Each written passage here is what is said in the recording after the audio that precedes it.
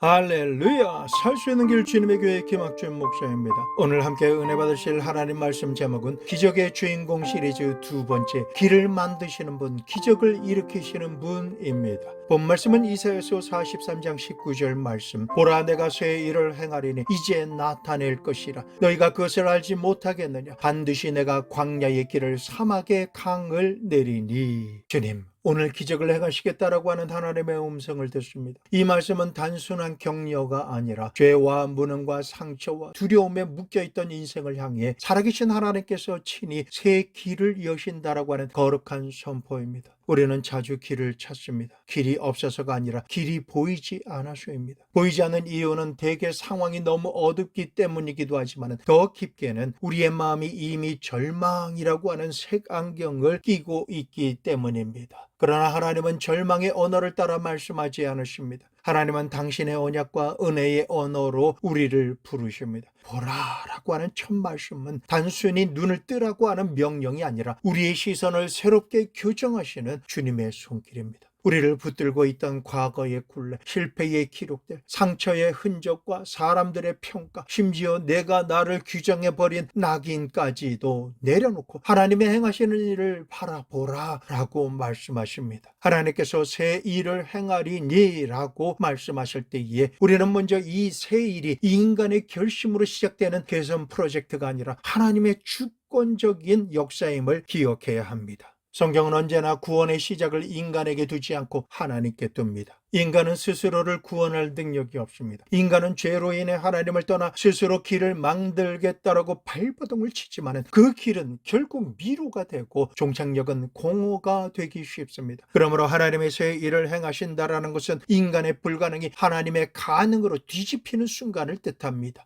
여기에는 복음의 핵심이 담겨져 있습니다. 구원은 은혜이고 은혜는 하나님에게서 내려옵니다. 우리 주 예수 그리스도 안에서 하나님께서는 이미 가장 큰 새 일을 행하셨습니다. 죽음의 정복이요, 죄의 용서요, 원수된 관계의 화해이며 새 창조의 시작입니다. 그러니 이사야의 약속은 단지 포로기 이후의 회복만을 말하는 것이 아니라 그리스도 안에서 완성될 하나님의 구원의 계획을 미리 비추는 등불과 같습니다. 그런데 주님은 새 일을 행하신다라고 하시며 곧바로 이제 나타낼 것이다라고 덧붙이십니다. 하나님의 역사는 공중에 흩어지는 꿈이 아닙니다. 실제로 드러나며 삶의 자리에서 확인되고 눈물의 골짜기에서도 흔적을 남깁니다. 다만 우리가 착각하는 것은 하나님의 새 일이 늘 화려한 외형으로 나타난다라고 생각하는 것입니다. 때로 하나님께서 여시는 새 길은 요란한 기적의 폭죽이 아니라 꺼져가던 마음에 다시 붙는 작은 불씨로부터 시작됩니다. 무너진 일상의 리듬이 회복되고 이전에는 불가능해 보이던 용서가 가능해지며 미움의 벽이 낮아지고 두려움 때문에 닫혀있던 입술에서 다시 기도가 나오고 하나님을 향해 등을 돌리던 발걸음이 조금씩 돌아서는 것, 바로 이것이 하나님 나라의 실제이며 기적의 결과입니다. 그러므로 새 일의 본질은 내 환경이 바뀌었다에만 있지 않고 내가 하나님을 다시 바라보기 시작했다에 있는 것입니다. 하나님은 우리의 환경도 다스리시지만 무엇보다도 우리의 심령을 새롭게 하시는 주님이십니다. 주님은 또 물으십니다. 너희가 그것을 알지 못하겠느냐? 이 질문은 우리를 부끄럽게 하려고 하시는 질문이 아닙니다. 은혜를 인식하는 감각을 깨우려는 사랑의 질문입니다. 신앙은 보지 못하는 것을 우기는 힘이 아니라 하나님이 하시는 일을 알아보는 눈이 열리는 것입니다. 믿음은 자기 암시가 아닙니다. 하나님에 대한 신뢰이며 그 신뢰는 하나님의 말씀에서 자라납니다. 그래서 우리는 묻지 않을 수가 없습니다. 내 삶에서 하나님이 이미 시작하신 새 일을 나는 알아보고 있는가? 혹시 하나님이 길을 여시고 계시는데도 불구하고 나는 옛 지도만 들여다보고 여긴 길이 없어 라고 단정하고 있지는 않은가? 하나님께서 사막에 강을 내리시는데도 불구하고 나는 여전히 사막은 원래 이런 곳이라고 하며 건조함을 운명으로 받아들이고 있지는 않습니까? 신앙은 현실을 부정하지 않습니다. 오히려 현실을 있는 그대로 직면하되 그 현실 위에 하나님의 약속을 얹어서 바라보는 눈인 것입니다. 현실이 크다고 하나님이 작아지는 것이 아니며 내 문제가 깊다고 하나님의 은혜가 얕아지는 것이 아닙니다. 이사야서 43장의 배경을 떠올리면 새 일은 허공에 떠 있는 말이 아닙니다. 하나님은 앞부분에서 너는 두려워하지 말라, 내가 너를 구속하였고 내가 너를 지명하여 불렀나니 너는 내 것이다 라고 말씀하십니다. 새 일은 정체성의 선언 위에 세워집니다. 너는 내 것이라고 하는 하나님의 하나님의 소유의 은혜, 선택과 언약의 사랑이 먼저 있는 것입니다. 하나님의 새 길을 여시는 이유는 우리가 유능하기 때문이 아닙니다. 우리가 하나님께 속해 있기 때문인 것입니다. 구원의 근간은 인간 안에 있지 않고 하나님 안에 있습니다.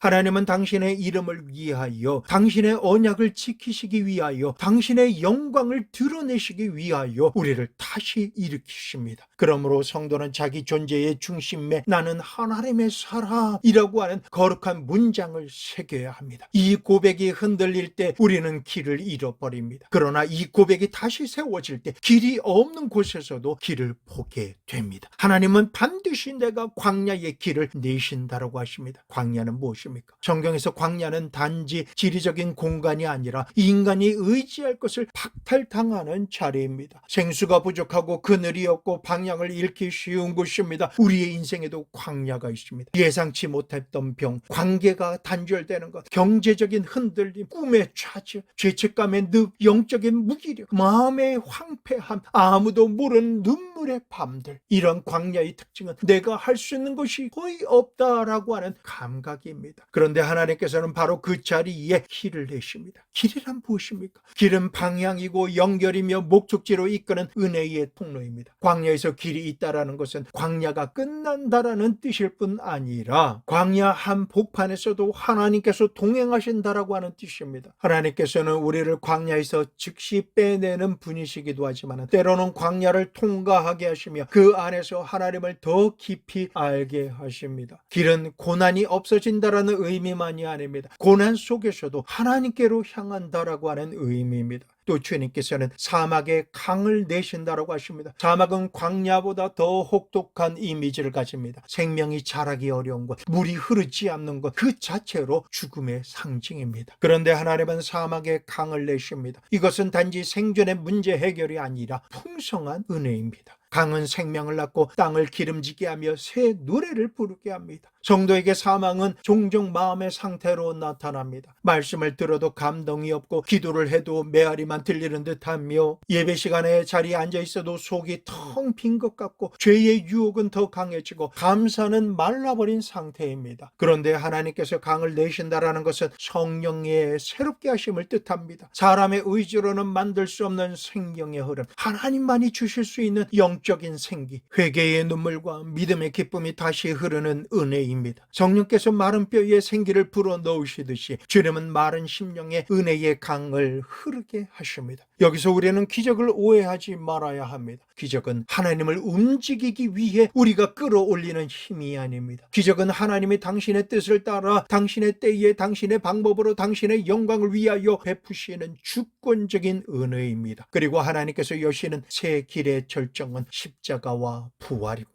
인간의 죄가 만든 막다른 길에서 하나님은 독생자를 내어주심으로 길을 여셨습니다. 십자가는 세상 눈에는 패배의 표지처럼 보였지만 하나님 눈에는 구원의 문이었습니다. 부활은 끝이 아니라 시작이었습니다. 그러므로 새 길은 결국 그리스도 자신입니다. 예수님은 내가 곧 길이요 진리요 생명이라고 말씀하셨습니다. 길은 어떤 시스템이나 철학이 아닙니다. 인격이신 주님이십니다. 주님을 본받아 따라가면 길이 열립니다. 주님을 붙들면 방향이 잡힙니다. 주님과 동행하면 광야도 사막도 마지막 단어가 되지 못합니다. 우리는 종종 하나님께서 새 길을 여시기 전에 먼저 우리의 옛 길을 끊으십니다. 이것이 때로 아프게 느껴집니다. 익숙했던 의지처가 사라지고 자랑하던 능력이 무너지며 의지하던 사람이 떠나가고 자신감이 깎여 나가는 경험을 합니다. 그러나 하나님은 우리를 잔인하게 비우시는 분이 아니시라 은혜로 채우기 위해 비우시는 분이십니다. 내 자아가 왕자에서 내려와야 그리스도께서 왕이 되십니다. 자기의 의가 깨져야 은혜가 달게 느껴집니다. 내가 만들던 길이 막혀야 하나님이 여시는 길을 갈 수가 있습니다. 그래서 참된 회개는 단지 죄를 후회하는 감정이 아니라 방향의 전환입니다. 내 중심에서 하나님 중심으로, 세상 소망에서 복음 소망으로, 내 힘에서 성령의 능력으로 돌아서는 것입니다. 그리고 그 방향 전환의 자리에서 하나님께서는 새 길을 실제로 열어 보여주십니다. 여기 한 가지 예화를 드리고 싶습니다. 어느 겨울 산길을 운전하던 사람이 갑작스러운 폭설을 만나서 길을 잃어버렸습니다. 눈은 계속 쌓이고 앞은 보이지 않고 차는 미끄러지고 마음은 급격하게 얼어붙었습니다. 더 가면 낭떠러질지도 모른다라고 하는 두려움이 엄습했습니다. 그때 멀리서 작은 불빛 하나가 보였습니다.